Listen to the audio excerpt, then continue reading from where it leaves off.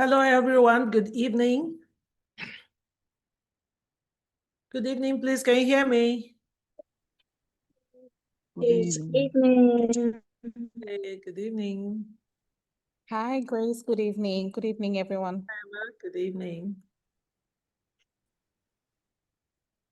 It's good to Good see you all here. Yeah, good evening.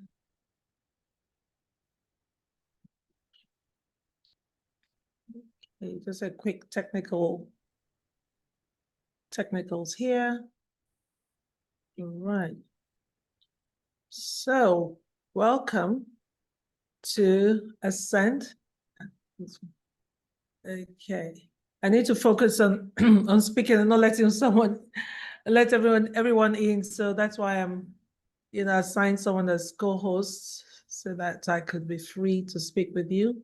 So good evening once again to our second session 2 of Ascend Global Women Leaders Mastermind. So nice to see you all. Okay. Okay, people are still coming.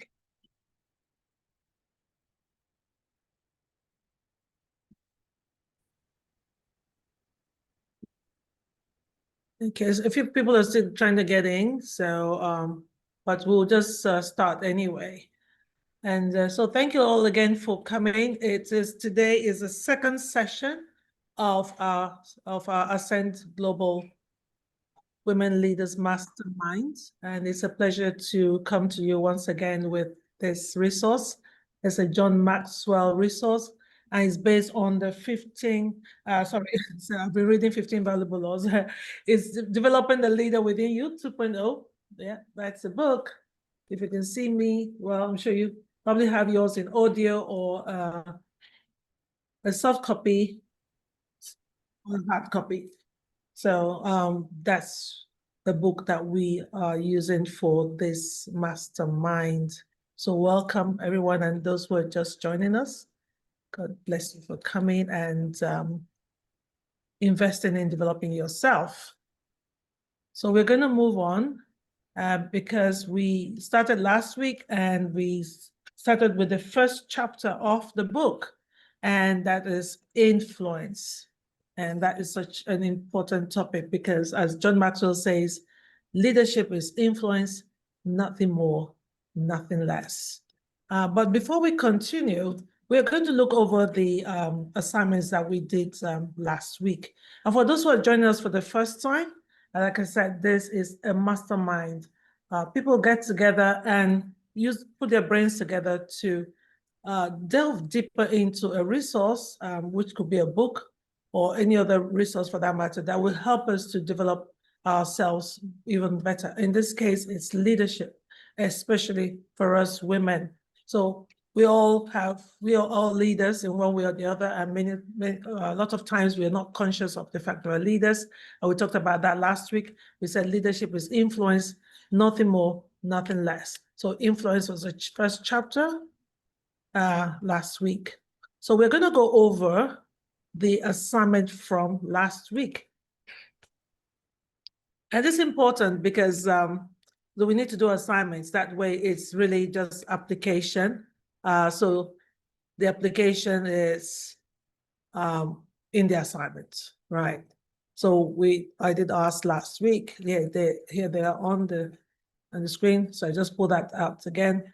It's what specific action are you going to take to increase your influence with others? So last week we talked about influence, how whether we like it or not, we are influencing somebody or the other in our sphere of life, whether it's in the family, at work, whether it's in church, anywhere you are influencing somebody.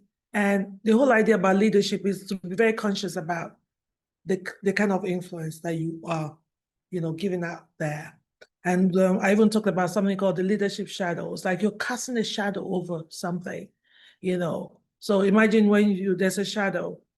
Sometimes, for those who are in England, it's especially now when the weather is cold, and then if you're on the street where there's a building casting a shadow over you, you want to be you want to be where there's sunshine because it's warmer out there. So the building is casting the shadow over you. You would just want to get in the sunshine where it's warmer. Let's contrast that with where it's very hot here in my part of the world, and then you want to be in the shade. So what shadow is that casting? Positive or negative? Your influence. So that's what it's about.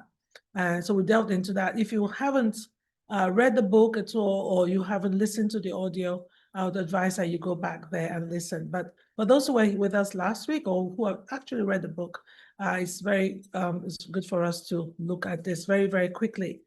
So the assignment was, what specific action are you going to take to increase your influence with others? So what I want to share here, in this past week, since we met last week, Monday, what action did you take to increase your influence with people around you? I would love for us to share that. So let me see who is there. Hello, Ellen. Ellen is joining us for the first time. Hello, Carita. You were here last week. Emma, Ophelia, welcome. Dr. Rebecca, hello. Rose, and there's a Samsung. Hello, Selassie. Hello, Samsung. I don't know who that is, but it'd be nice if you would. It'd be nice if you could just help us by renaming yourself so I can actually see you, know who it is. Yeah. So thank you.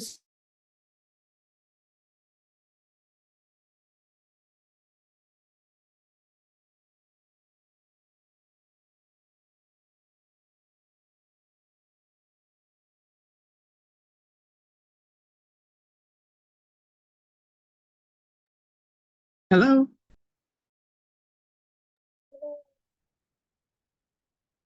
The internet is. I think we lost Grace. Oh, okay. I'm sure she'll come up shortly.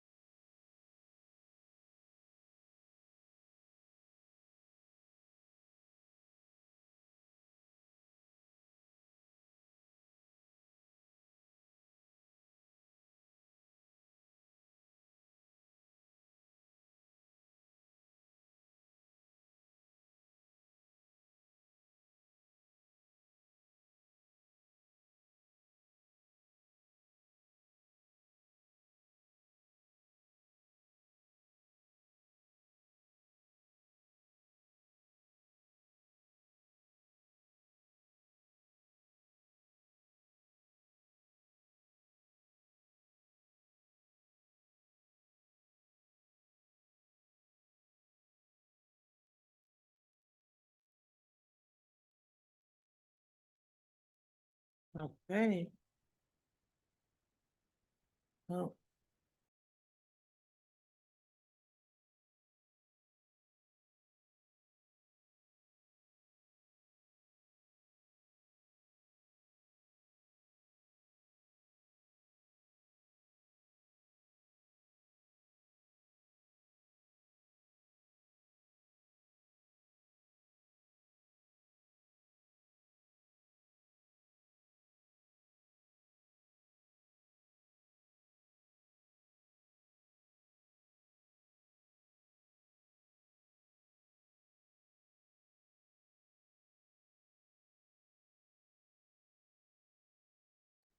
Hello, everyone. I'm so sorry. Well, there we go. Just when I thought my UPS was working. And so please, can you hear me? Yes, Forgive we the, can hear you. yeah, forgive the interruption. That was That's easy. Oh gosh. Oh. Anyway, so where were we? Well, let's make it quick then before they change their minds and switch us off again. So where was I? I was saying that the assignment from last week, please. So what Yeah. specific action did you take in this past week to increase your influence with others based on what we shared? And if you're also read the book, you know a little bit about it. Leadership is influence, nothing more, nothing less. Dr. Rebecca, welcome. So please share with us. Okay, thank you very much, LP, and good evening to everybody. Okay, so from listening to what we did last week, I decided to go a step beyond relating to people based on my position alone to the level of permission from the 5 levels of leadership we studied last week. So I was intentional about relating with people a little better than I have been doing. Simple things like referring to people by their names, showing a little more, being a little more involved in the people that in my team. I am a lecturer, so my team are mostly students. So I was intentional about getting to know how they are doing beyond what I expect of them, just to build a little more relationship. So they don't just relate with me based on my position as their lecturer, but going beyond that. So that was the one step I took from what we did last week. Thank you. Yeah, thanks for sharing that. If I may ask again, and how was the response to that from your students? How was the response when you were able to do that? So they were excited.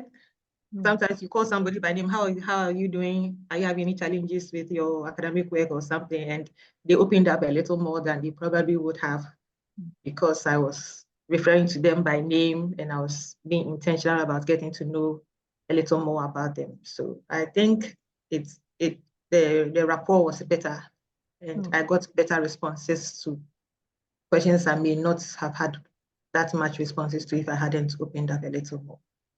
Oh, awesome. So I suppose that's something you would want to continue doing as you Yes, go along definitely. with leadership. Definitely. Oh, fantastic. Thank you. Thanks for sharing that. And Ophelia, would please share, unmute yourself and tell us how you were able to apply this last week. We can't hear you very well. Ophelia, we can't hear you. Hello, please can I be heard? Yes, we can hear you now. I hope everyone can hear Ophelia. Yeah. Thank you very much. So, currently, as someone who has been elected as the head of blood bank nurses at the Guy's Municipal Hospital, it wasn't long I had to come on leave, right? Like it wasn't long after I was put into that position, I had to come for leave. So and something that is not really common, and done in my space is when people, check up on each one another or even their subordinates. So after the class this week, I called my subordinates, checked up on them, asked about their children, and also checked up on my former boss as well, who was moved from my end, where I am now. And their response was so good. It was like they didn't expect it. And so I found it very fulfilling. Yes. That's excellent. Thank you. Thank you, Frida. That's awesome. Yes, that's the whole the reason why we have a mastermind is for us to go for practical application. You know how it is sometimes you read a book or you listen to the audio, like, oh yeah, that's a nice point. You highlight it, you underline it, or you don't never really go out and do it, because you have so many things on your mind. But thanks for sharing that. And Rose, please, thank you, Yeah, Philip. hello, good Rose, evening. yeah, hello, Rose. Good evening. Yes, please. Yeah. Yeah. So I also try to lead by example. Any task I give my subordinate, I make sure I'm part of it and we work as a team. And I try to be an active listener, encourage more feedbacks and listen to them attentively to know their concerns and suggestions. And I try my best also to make room for people to make mistakes and not being scared, but we use opportunity to correct them and to assure them that we are with them and we are all team members and always will work together as a team to achieve the objectives set for each goal. So I think with this, my members feel more at home at work and it also increases productivity because they know the leader will not always act as a boss, but is ready to accommodate them and to listen to them and really appreciate and respect their views. And I think with this, it makes my work more easier to work with the team. Thank you. That's awesome. So from what I gather from what you just said, Rose, you got immediate results and you could see more productivity already in this past week as a result of changing your way of leading. That's awesome. Yeah. That's awesome. Yeah. I think that going forward, for us to know how we're doing is to be aware of where we were and then again, being able to measure that progress or that productivity. So able to determine what was the level of productivity before you started engaging them differently based on the principles of developing the leader within you. Then you even feel more motivated as well. Well, thank you so much for sharing that. Does anybody else wants to share before we continue? We can also use a chat. That'll be great. I'd like to go ahead and share, please. Sure. Even though I wasn't with my team this week, but coming off from what we discussed last week, I've been a bit more intentional with like checking in on them and beyond just work, seeing how when I give them like instructions and stuff, seeing actually how they understand it versus me just saying, do this, do that. And I found that they are more responsive and they're more like, how should I say? They're able to actually action things on their own or give up suggestions, whereas before they wouldn't really give feedback. So that's one thing I've noticed with being more intentional with actually listening more and then also giving them room to where possible, where needed, like to say, okay, like, do you understand what I'm saying? Or sometimes they'll be like, no, I don't, or do you have any suggestions on how we can do this better? And then they would bring their feedback. So I'm seeing that as a plus because it means that I don't have to like micromanage everything and think everything through. But now they're seeing that, okay, I've been given this task, how can I execute it? And they're more willing to do it in an excellent way, which I'm seeing. Like there's more enthusiasm. That's the word I'd use. Yeah, enthusiasm behind making sure that the task is done well. So, yeah. Awesome, awesome, Karita. I see that you're getting immediate results, as you know, from what you're saying. That is fantastic, fantastic. Yeah, let's keep it up and let's just continue in this vein. And for this next second one, the assignment here was to discuss with your team the 5 levels of leadership and ask them to give you feedback on where you currently are with each member. So this one, I like to use the chat, and if you're able to say, you can say yes, maybe I will do it. So use the chat for this so that we can continue. But someday I really would like to get some feedback on that another time, but I would love for us to continue to go on ahead with today's topic before it's too late. So definitely, I would love that you had that discussion with your team. Now, that could be quite a difficult conversation, you know, so some of us are shy to look vulnerable with our team, but that second assignment is something I would love for us to tackle. So let's move on very quickly because we have to cover as we go along. So was everybody able to listen to the audio or read the book? Yes. Okay, awesome. So I'm going to run this through very quickly. So the key to leadership priorities, that's chapter 2. So now that everyone, I feel like you all have a better understanding on the importance of influence, which is chapter 1. Now think of the people that you can start to influence to a greater level when you leave today, right? You know, just hopefully that you have just start thinking about that. That's very important, yeah. So let's continue, like I said. So with a show of hands, you can use your virtual hands. How many would say that you have all the time in a day to accomplish everything that you want to accomplish? Does anyone? Are you able to accomplish everything? I guess not. Yeah, well, definitely not me. Definitely not me. I'm not able to accomplish everything. No one can really accomplish everything, unless you don't have anything to do. But whenever I do group or individual coaching, the same topic always comes up. No one seems to have enough time in their day. People always want to talk about ways to manage their time better, but managing something means to control it. You know, it's like you want to control it, you want to change it. But when it comes to time, there's nothing to manage. You know, because we talk about time management, isn't it? Because we all have 24 hours in a day.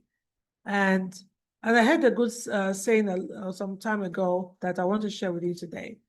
So here it is. Are you ready? Are you ready to hear what I have to say? Now, Yes, we are. great. Money is not your wealth. Money is not your true wealth. Time is your wealth. Did you get that? Money is not your wealth. Time is your wealth. So, and I used to get so frustrated when I didn't get everything done that I wanted to get done every day. I found it hard to relax. You know, I'm one of those brains, like everything just going boom, boom, boom in the head when I'm sleeping. I couldn't really relax or enjoy life until I discovered this simple truth. Because you see, we always do something. So we always trying to manage. So we want to manage the time. We say, but we can only do something to make more money. We can only do something to make more money. We can think of many ways to make even more money, but we can never make more time. Is anybody who has made more time than the 24 hours that God has given us? Because it's just what it is. We all have the same amount of time in our lives. You know, it's the 24 hours. So for everyone who leads, for all of us here as leaders, you know, and remember, a mother at home is also a leader. A teacher in the classroom is a leader. So the question is never, will my calendar be full? But the question is always, who and what will fill my calendar? Who and what will fill my calendar? So when you don't feel like we have enough time, when we don't feel like we have enough time, we need to examine ourselves, our choices, our calendars, our priorities. Our choices, our calendars, our priorities. And I love it when John says, I think I read somewhere he once said, you can't manage your time, but you can manage your priorities. So I think that just goes against the grain, like what we believe in, right? Or what we've been hearing all our lives. Time management. I also run a course of time management, but after reading this book, I've been thinking differently about it. Because we can't really manage it, because managing is like you want to control it. You can't control it. But it's the choices that we make that we can control or manage. So you can manage your calendars, you can manage your choices, just manage your priorities, but you can't really control time. Because every minute, we are right here now. I can't even believe it. We're already like halfway through, you know, the 1 hour that we have. And I think it's a great quote to remember. Okay? So it's a great quote. So no one escapes the pressure of demands, deadlines, and difficulties. And some of them offer. So we just have a headache just thinking about deadlines. I have so much on my plate. And tomorrow I'm going somewhere, going away for a whole week, and I'm just thinking, gosh, I have work to do. But that's my 24 hours. And sometimes we get confused when it comes to our priorities, because this chapter is priorities, you know, but I want to give you a few simple truths about priorities here. Number one, most people overestimate the importance of things. Most of us overestimate the importance of things. We can all make a long list every day of all the things that we would like to do. I mean, who has a list like that? But not all of them are important. I'm sure you know that already. Well, you made a list anyway because you feel it's important. And psychologist William James said, the art of being wise is knowing what to overlook. I love that. Does that resonate with anyone? The art of being wise is knowing what to overlook. Like somebody said, choose your battles. So if life is a battle and all your to-do list looks like a battle, choose a battle. And I hope your day doesn't look like a battle, but if it feels like that, then you want to choose your battles. So with a show of hands, how many would say that you have all the time you need in a day to accomplish everything you want to accomplish? I'm sure no one there. We don't really, you know, it's difficult. People want to talk about ways to manage their time better, but however, managing something, you know, is controlling it. So I've talked about all that already, right? So we can't go into managing. And I also gave you the quotation, money is not your wealth, time is your wealth, okay? And I also said, most people overestimate the importance of things, okay? So we overestimate that. So the art of being wise is knowing what to overlook. So secondly, having too many priorities paralyzes people. We have too many, everything is top on the list, and that can cause paralysis. So if you've ever noticed, when a lion tamer, that's in the book, John talks about it, a lion tamer enters a cage. I never really understood that because I used to like watching the, you know, the circus, right? And they always hold this chair. I never understood it until I actually read this story in John's book. So they carry a stool or a chair that got, obviously 4 legs or 3-legged stool. Okay, they take it with them and they're holding it in front of the lion, right? So why is the lion not able to? So you think that this lion is going to just eat them up, because really you can't really tame a lion. Really, you can't, because sometimes there's wild instincts come. So why do they have that chair? The lion is trying to focus on all the 4 legs of the chair, right, at the same time. And so this divided focus by the lion overwhelms it and causes it to become paralyzed by indecision. You said the trick. So that's a trick that this circus people use when they're doing this lion routine in the circus. So the same type of thing can happen to most of us when we try to make everything a priority. So when small demands are given too much attention, big problems actually arise. And a lot of time, we let the little things in our life trip us up. So what I have learned that most of the time, the easy task is not always the most important task. And I'm sure you've heard of this Pareto principle, the 80-20 rule. And that's really very powerful, right? But we're not going to have a lot of time to talk about it, but who's heard about the 80-20 rule, Pareto principle? It's also in the book, and it's a very, very good principle. Yeah, thank you. Yeah, most of us have heard about it, but who uses it? Which one of us is using the Pareto principle? Okay. Rebecca uses Cherish. You're using it. That's great. So using it like is working for you, yeah? No, I'm not using it. Sorry, it's the old hand.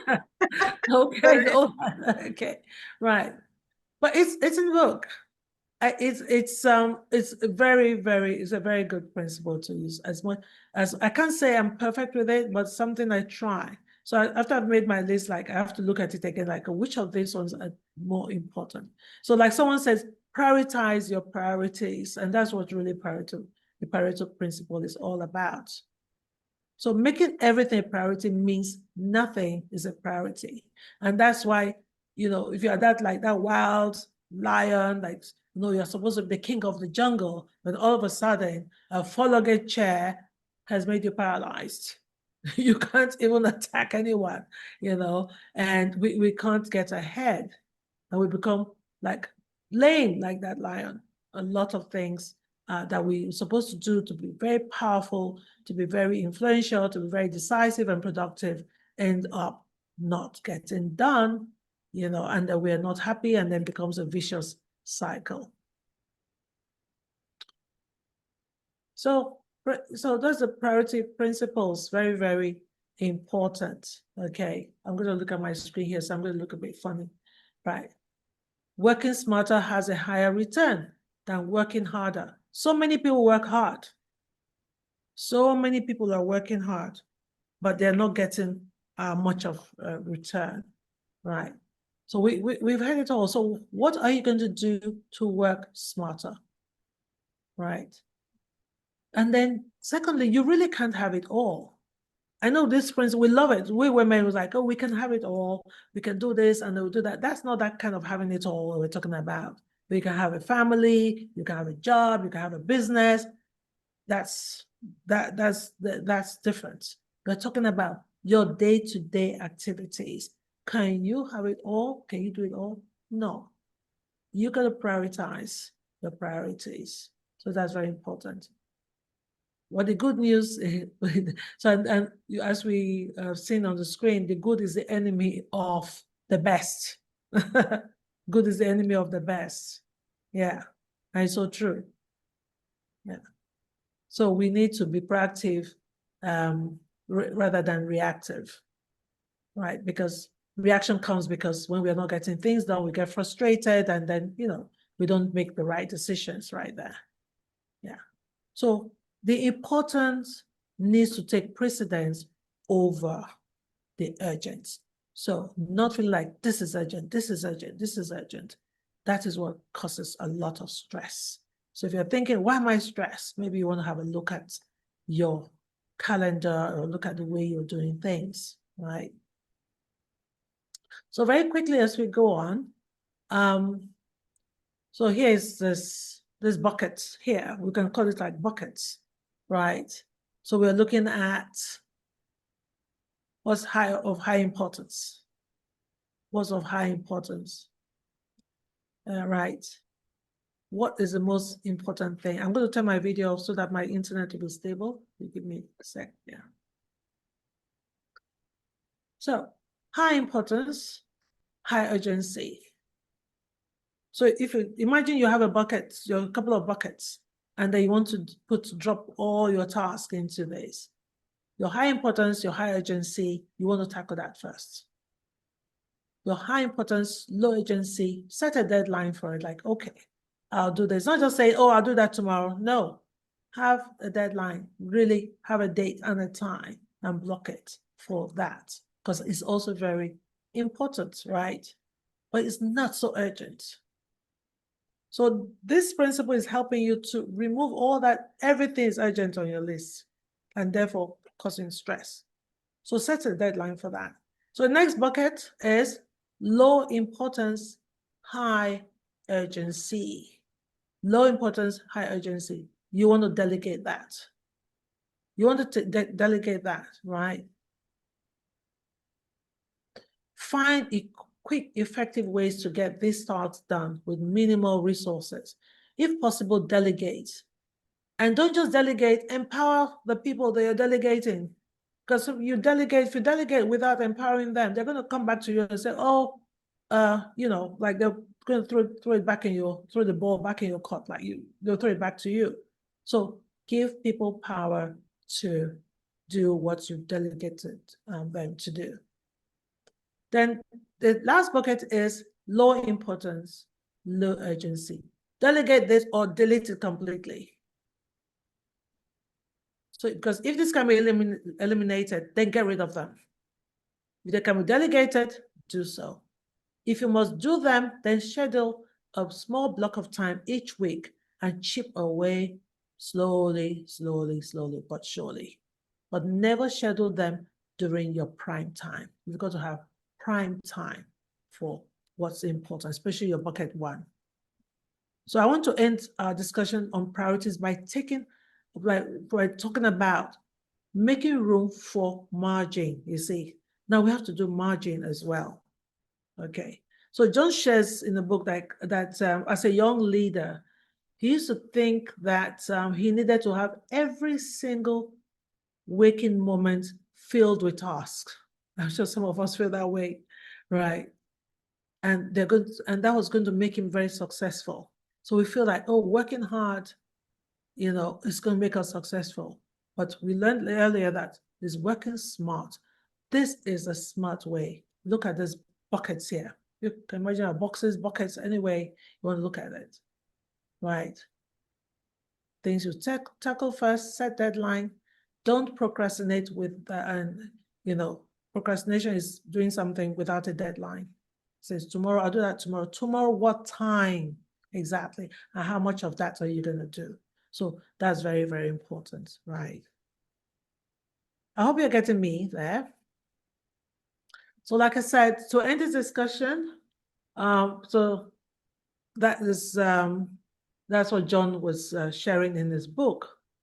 And he also said that he learned the hard way that this type of thinking only created stress in life. And I have been there before as well. I mean, this story, John's story is not, I'm sure it applies to anybody there who's experienced this. Anybody who's also, yeah? Yes. Yeah. So we just think that we're looking so, we are like level 3 people. We are so productive. We're going, you know? Remember level 3 leadership, you know? Level 3 leadership, they're very productive people. But level 3 people need to be very careful because they can get burnt out if they're not smart. So talking about margin, he says that margin is the space that exists between our load and our limits. Margin is a space that exists between our load and our limits.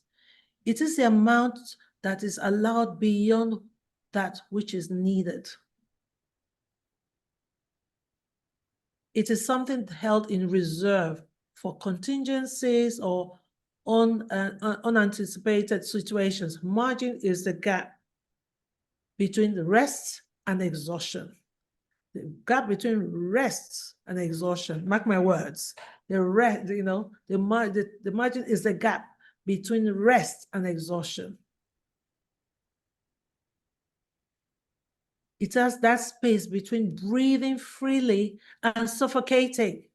How many of us have felt like suffocated by just the sheer weight of the work? Yeah. Even just thinking about it. Yeah. Dr. Rebecca, you agree? Yeah.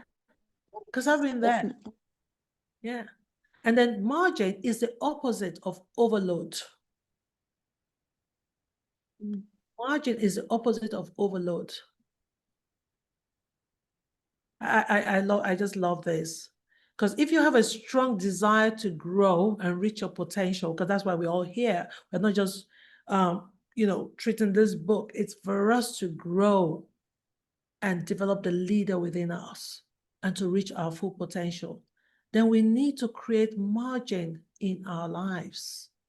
And here's why. I think you remember what I said? Margin is a space that exists between our load and our limits. It is the amount that is allowed beyond that which is needed. Right? Okay, so here's why we need margin. Number one, margin improves self-awareness. Margin improves self-awareness. We need that space. Secondly, margin gives you needed time to think. Margin gives you needed time to think. And thirdly, margin provides you with energy renewal. I hope you're writing this down.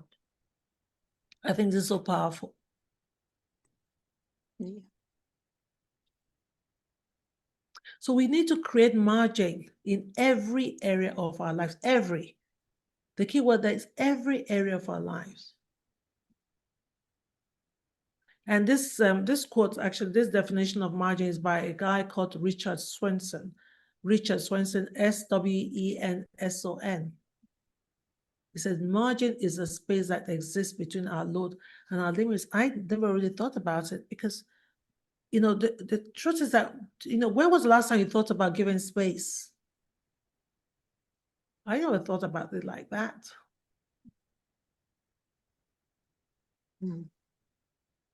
So it improves self-awareness.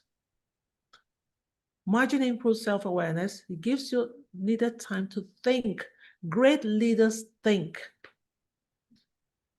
When was the last time you had thinking time? Not worrying time, because there's a difference between worry time and thinking time. And margin provides you with energy renewal. I think this is so powerful. I mean, I feel like, wow. Great leaders think, but then how would they think? Because they have to make time for thinking. John Maxwell says that he makes time to think. He actually goes away on retreat for thinking, not for worrying and not stressing, it's for thinking. So margin improves self-awareness. Margin gives you time to think, and margin provides you with energy renewal. And like Richard Swenson wrote, margin is the space that exists between our load and our limits. It is the amount that is allowed beyond which is needed. It is something held in reserve for contingencies or unanticipated situations. Usually, contingency, you think about money. True or false? I think of money, I need to put some money for contingencies. Now we're looking at it in terms of time and energy. Are we getting it? Yeah. Yeah, it's making some sense. Grace, makes sense. Yeah, yeah. Now, this is totally outside our boxes, isn't it? The way we normally think. So the truth is that we choose how to use every moment of every day. Now, this is the choice. So let's talk about it. What is your biggest challenge with time management? This so-called time management. And why do you think it is a big challenge? Well, so the ball is in our courts. Let's talk about this.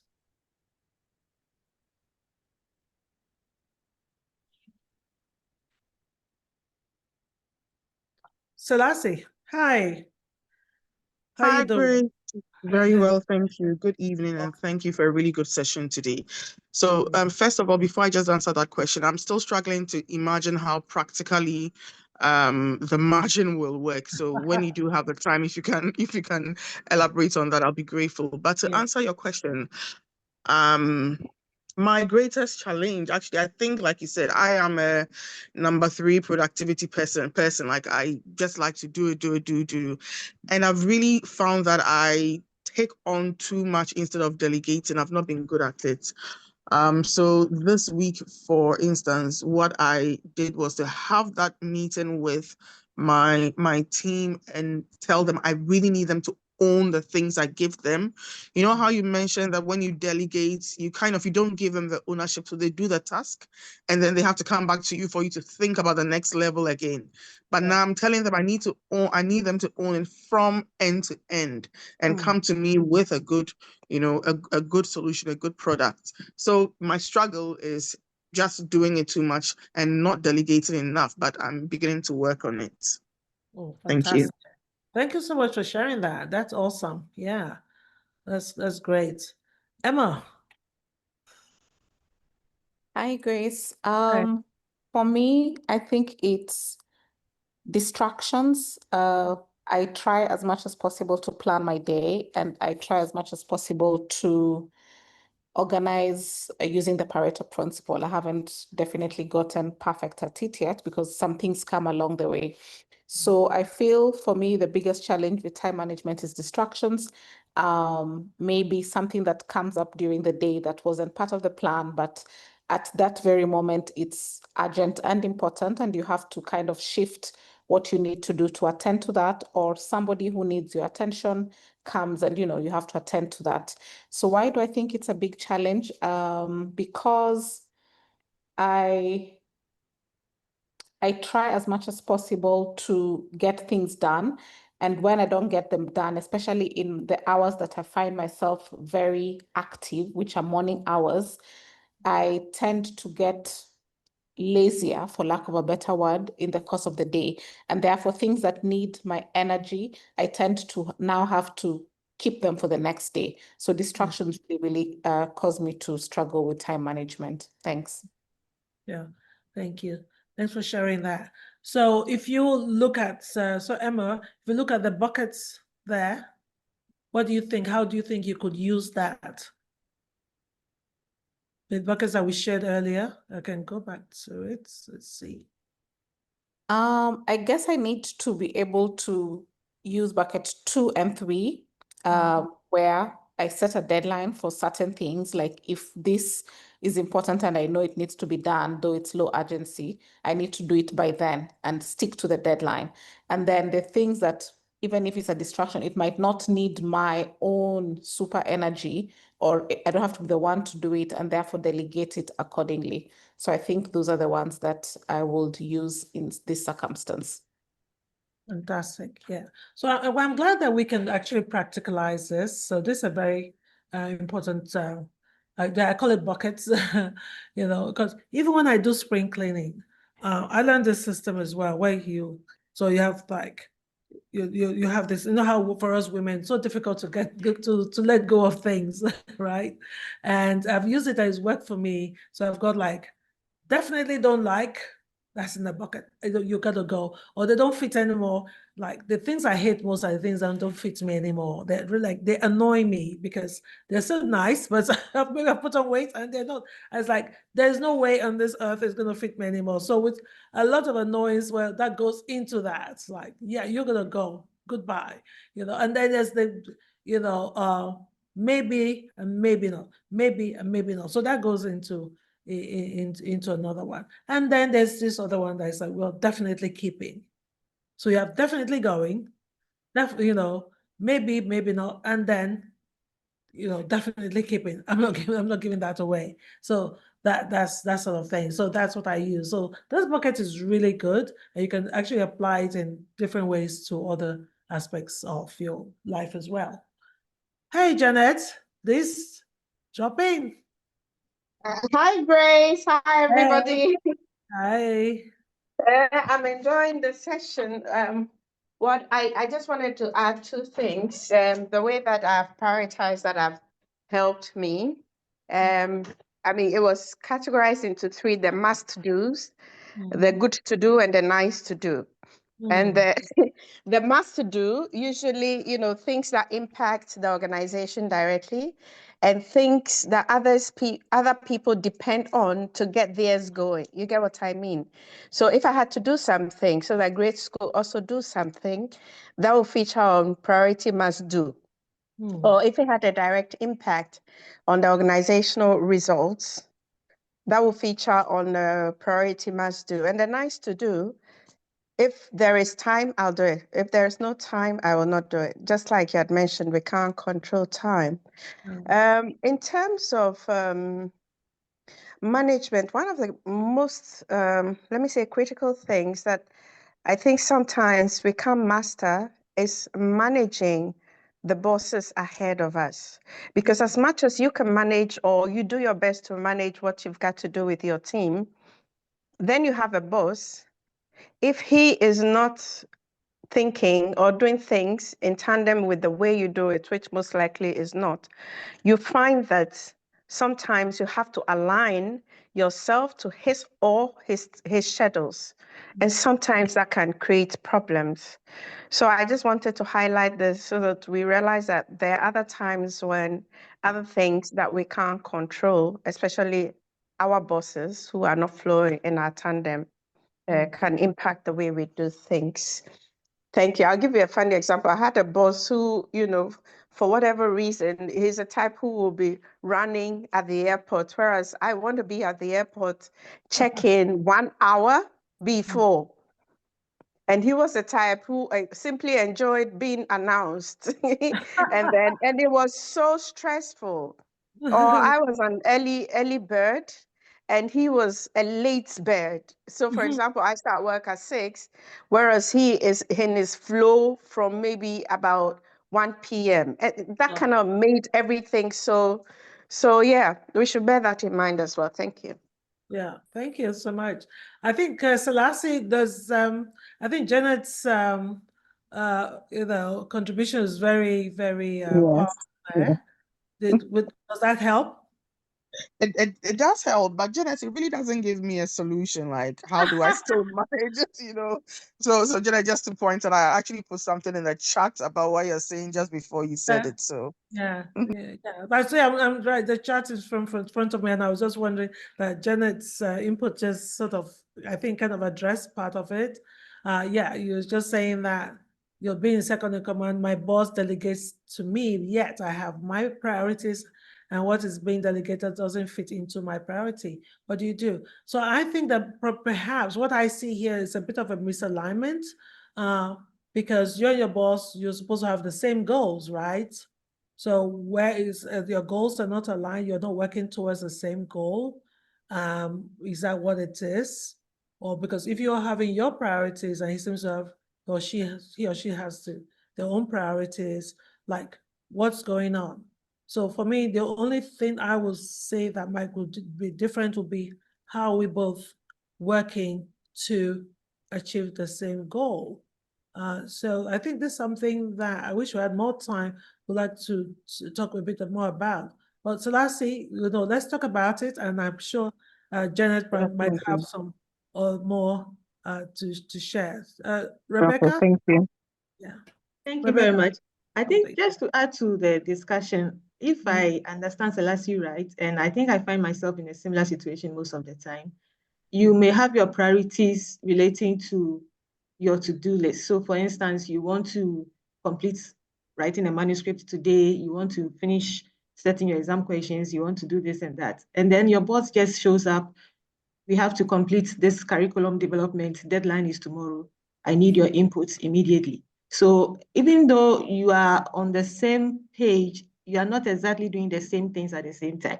And so then it becomes a distraction, more or less, because your priorities for the day didn't include curriculum development. And yet your boss shows up and tells you that this thing just came up, you need to make your inputs. And so then you see it distracts you and you're not able to complete the task that you set for yourself for that day. So that is the kind of scenario I'm seeing. So you don't necessarily always are in sync with your bosses because they have administrative responsibilities that sometimes they will shove down on you, and you have to make sure make your input for that and also carry out your academic responsibilities. Selassie, is it a similar situation? Yeah. Right on point. Yeah. That's tough. So we're looking at all of a sudden your bosses, whatever task they're giving you or delegating to you is high importance and high urgency. Would that be the case? Exactly. So then it becomes very difficult for you to prioritize which one is priority over which, because in your regard, they are all high importance, high agency. So it becomes quite difficult to know which one to do first. And it can mess you up in a very bad way. Absolutely. I think that communication is something that has to be improved in that, for me, for that, because sometimes what they even say is urgent and probably not, probably in bucket number 2 is high importance and low urgency. So even though they say, oh, well, I need it by this time, so you could still communicate and say, yes, you received it. But is it possible to negotiate to say, oh, I know you want it tomorrow, but do you think I could still give it to you, tomorrow or day after tomorrow or something like that, and still negotiate, and because you also have this, that sort of thing. And you sometimes from that communication, you will find out that it's actually not high urgency. This probably can go into bucket 2. You see, like Janet said, well, nice to do, so you can actually go into the other, but you can only find out by engaging and not just fuming and getting angry and say, well, they've got to come to give this to me at the 11th hour. But you should be surprised by just asking. It's not like you're doubting, like, oh, do you really need this? No, that's not the way you say it. But the way you put it is that he or she'll probably think about it like, oh, okay, well, she's got something she's doing, which is also very important. Okay, don't worry, you can give that, we can hand that over to me next time or another date. And you can promise a deadline at which you will deliver it. And you'll be surprised that will work as well. So I think negotiations is very important. And communication, negotiating for your space, for your margin is very important. So you need that margin and let them know that, that margin is important. You've got to protect that margin as well. Okay. So, so this is so powerful, but we're running out of time, but I'm going to give it a very quick one. Let's go very fast. So like we said, you don't manage time, you manage your priorities. Okay, so we wanted us to look at that. I'm assuming that we've read the book because we only have a few minutes left. But like I said, please engage with me during the week, outside of this 60 minutes that we have. So this is something I would like you to take away. Okay. So reading this chapter, what has shifted, what has changed your thoughts? I would like you to think on that, right? Okay. And I know that we also in the book, there was the 3 hours, and maybe I'll go through this very quickly. This might help someone like Selassie. Let's look at that. The 3 hours in the book, remember? So the quickest way to change your life is to live by priorities, right? So the 3 hours is, what is required of me? What gives me the greatest return? So these are the ways of determining what should be in your buckets. What is required of me to do right now? What gives me the greatest return? So the return on investment, as people call it ROI, is on investing, on doing that task. And what is the most rewarding? So this 3 hours very important. What's required, what's the return, and what is most rewarding. So those 3 are very good for helping us to determine our priorities as well. So we end now, because I know people are dropping off already, very quickly. So our assignment for next time, and I hope you can read the chapter again. I think it's so powerful that it's something you want to, definitely try again and work with. So what do you need to give up? Okay. Again, that also relates to the hours. Like, what do you need to give up? What are they going to what are they going to change up? Okay, so this is three and the assignments, 3 assignments for you. So what do you need to give up? There's something you need to give up that is not in those buckets that you need to adjust.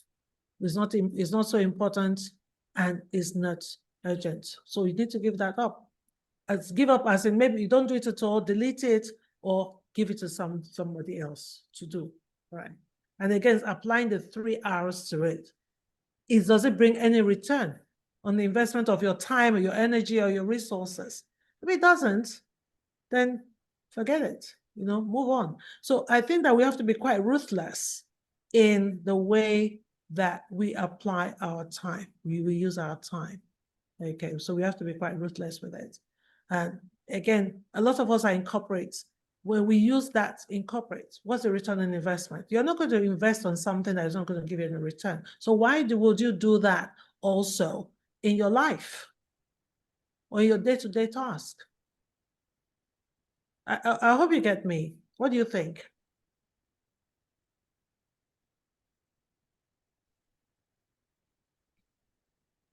Very true, Grace. You can't invest in something that doesn't give you a return. 100% agreed. Yeah. So what I'm saying that to apply this principle in managing our time, we could use the word management. Like John has just thrown it away, like you can't change, you can't really manage it. Yeah. So you have to prioritize your time. Okay, because we have the same 24 hours. So in those 24 hours I have, what are you gonna give up? Some people may have to give up too much sleep, but some people have to make margin for rest and to renew their energy. We talked about that earlier. All right. Okay. So what are you going to change? So something needs to change. So please go back and look at what do I need to change in the way I'm doing things right now in order to set my priorities right. And then let's read the next chapter. I don't think it's chapter 3 we're supposed to. Is it chapter 3? I think I want us to jump to chapter 4, but I'll communicate with you what chapter, because we can't go through all the chapters. But please read your chapter 3 though. But I think I want us to push on to chapter 4 for our next session, for sure. So how's it been for you today? The time is so short.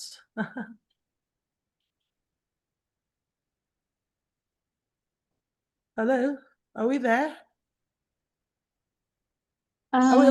Okay. We are here. Definitely, Okay. the time goes really quickly. It's Awesome. Yeah, this is assignment, but if you have anything to say, I don't want to take away much time, but if you have time, and I think, I don't know if anybody has said anything. Okay. Okay, can you please show the 3 hours slide again? The 3 hours, okay, there we go. Is it 3 hours for you? Okay, thank you. So what's required of me? What gives me the greatest return?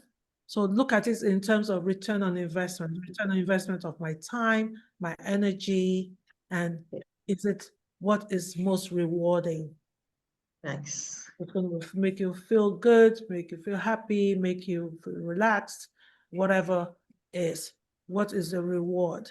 So it's time for us to pass our day, our task, and everything through these filters. I think that will really help us. So I think that also made the Pareto principle much easier to also to apply as well. So this all just ways of being able to practicalize it, because there are lots of principles out there, but this is, if we pass it through the 3 hours, then that would definitely help you. So again, if you're given that work, or no, we're working under somebody, again, you know what's required of me, then being proactive before somebody comes to give you the work to you. So being proactive, what does my boss need, you know? And then then all the other filters as well. We can look at that. Yeah, so that's our assignments. And then actually our next session, this is what I actually want to go for next session. The ultimate test of leadership is creating positive change. That's actually chapter 4. So not chapter 3, we'll be doing chapter 4 next week. But please read chapter 3 for yourself and see how it goes.